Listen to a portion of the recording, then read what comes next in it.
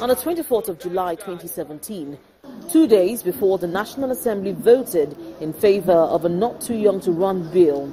The not-too-young-to-run campaigners marched through the streets of Abuja, calling for the support of the federal lawmakers. Not too young to vote and not too young to be voted for.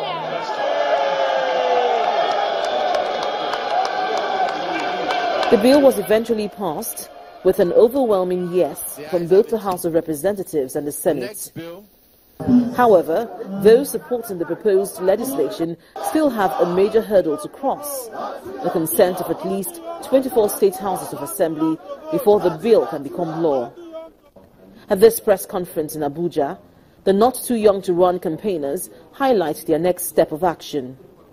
Our success at the National Assembly will be futile if we lose the support of the state houses of assembly to pass the not-too-young-to-run bill on the age reduction for elective offices and independent candidacy. Beyond calling and texting the lawmakers, there are also advocacy and courtesy visits to both the speakers of the houses and even of the houses of assembly and even the governors, because you also need the support of governors at the state levels. The group highlights that to date, only a few states have assured their support for the bill. But what will it mean for Nigerian youths if the bill eventually becomes law? As of today, we have Imo State and Rivers State, who the speakers and their governors have publicly declared support for the not-too-young-to-run, and they're eagerly waiting for the National Assembly to transmit.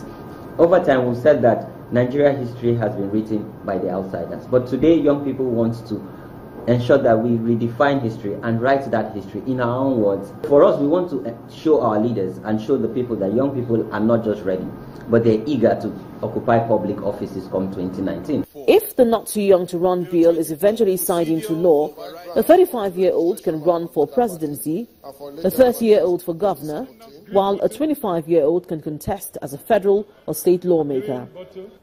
Political watchers are looking forward with much anticipation as to how this bill, if passed into law, will indeed affect the composition of those seeking elective positions in 2019.